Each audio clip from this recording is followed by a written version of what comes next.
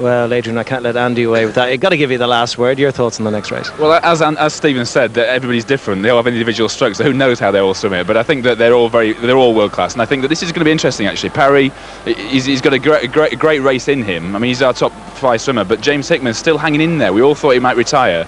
Did a personal best in the 100, and he's going to Athens. And so the Hickman-Parry combination is still back on, which is quite an exciting. It's always been a thrill for the last 4 or 5 years, and so I'm quite looking forward to that. Though Parry is in form, and he's the guy that we're looking for the Olympics. Okay, well, let's see the old man at 28 in action now. Over to the commentary team.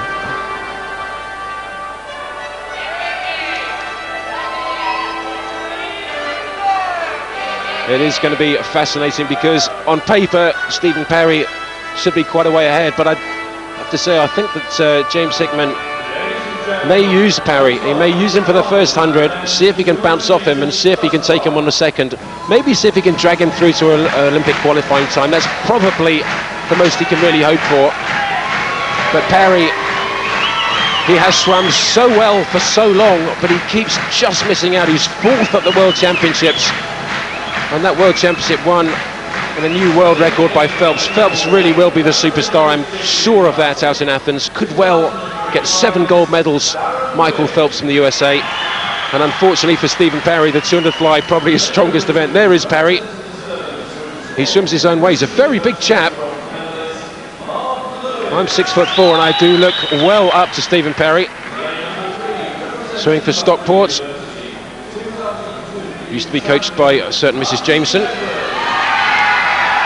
but really has got an awful lot of experience. He won the American College Nationals a couple of years ago. That one of the toughest races in the world. Wigan won, Lewis in 2. Matthew Edwards went 1:59 for Loughborough, 1:59.9. He's qualified 3rd fastest in 3. He's not slow. But Stephen Parry, the British record holder, he's in 4, the Commonwealth record holder. That's James Hickman. He broke his own lifetime best, but unfortunately Todd Cooper went a new British record, and so Hickman had to be satisfied with 2nd, but he's going to Athens. Matthew Bowe in 6. Ryan Tancock of Exeter City goes in 7, and Andrew Hunter from Millfield School, coached by Dougie Campbell, is in 8. The final of this 200 metres butterfly. Parry Hickman, Hickman Parry. That's an interesting one. I think we, as you said earlier, James Hickman, a little bit understated for him. We normally hear a lot about James before a meet. He always talks about his racing, but for me, he's been in the background of this. And there's Hickman, PB in the 100, no pressure on him. You never know, Andy. Well, he certainly does look a little bit more relaxed, but I also have to say, so does Stephen Parry. 4 lengths butterfly.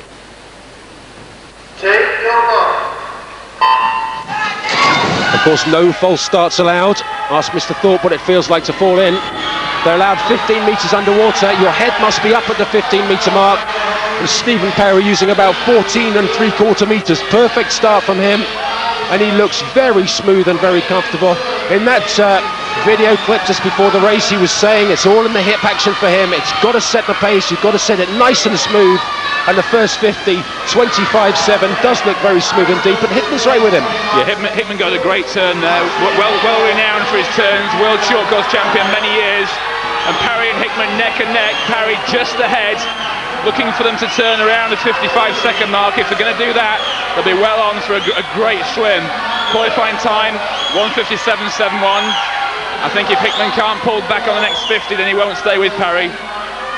Parry turning in a very fast 55 seconds, Andy.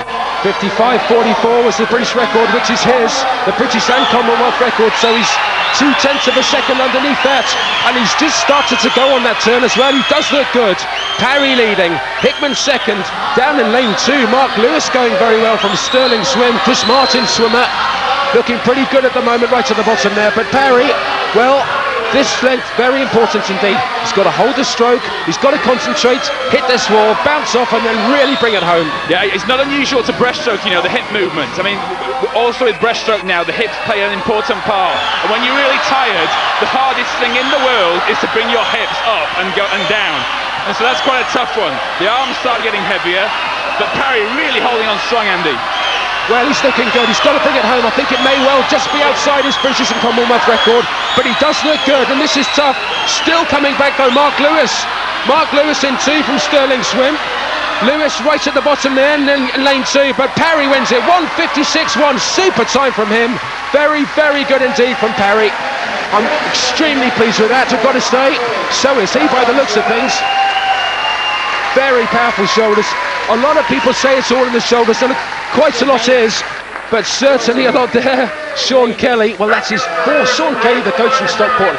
4 swimmers on the Olympic team. No, he's done a great job. Parry acknowledging the crowd. Hickman just couldn't quite stay with him. Interestingly there, Parry just the highest on the dive in the air, and then the lowest in the water. They nearly scraped the bottom of the pool there.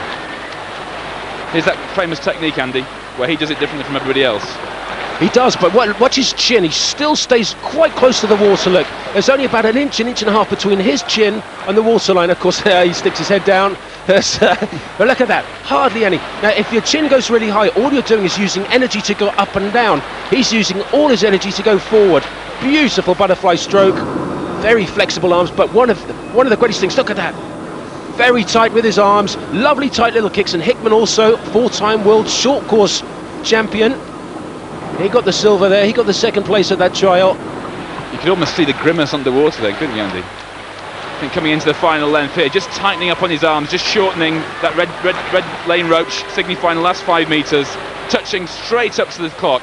The swimmers go through all that pain, and the first thing I want to do is look at the clock, see the time, and he's pretty chuffed with that time. 0.2 off the British record. Good old cheesy grin as well there, says Stephen Parry is going to the Olympic Games. He's waited a long time for it. 4 Stockport swimmers going. James Hickman gets second, just outside the qualifying time, but he's going on 100. Stephen, well done. You're going to the Olympics. You must be thrilled that you went according to plan. Yeah, absolutely. I mean, it's so important for me to qualify for the Games. It's tough waiting to the last day to come and do the business, watching some great swimming all week, but I just so wanted to be a part of what's going to be, I believe, a very successful and a very committed British team out there in Athens.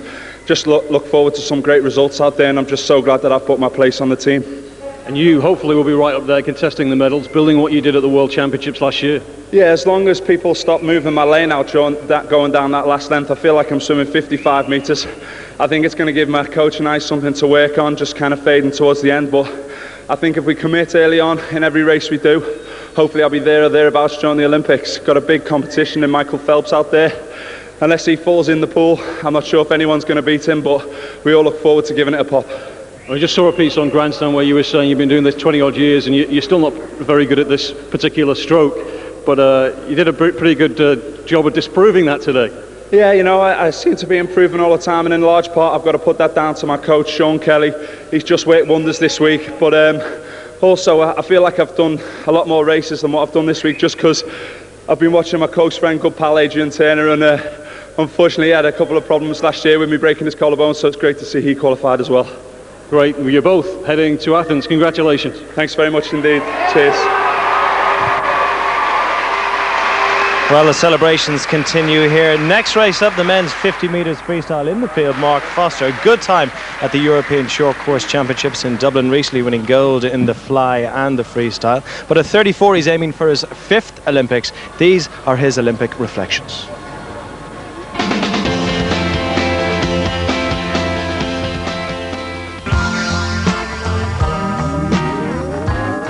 The first Olympic Games I did was obviously 1988 in Seoul, and I came 23rd, I think, but that was very much just a case of an experience for me.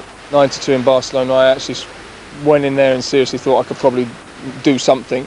I came 6th, made the final, was only 0.2 off making a bronze medal. 96 in Atlanta was not very good, went out in the semi-final, and then 2000 I came 7th. But with the 50 freestyle, like the 100 metres on the track, any mistake and it's over. You know, if you don't get the start right, you don't get the finish right, or you're not fast enough in between, you know, the slightest fractions of seconds, if you don't finish properly, it can make 0.2 of a difference, you know, which can be first and last. So it is one of these events that everything has to go right. You can't be behind at the start and make things up. I do my own thing, because the bottom line is when I stand on the block, it's not a team of 11 people out there, we're not football players. When you stand on that block, you're on your own.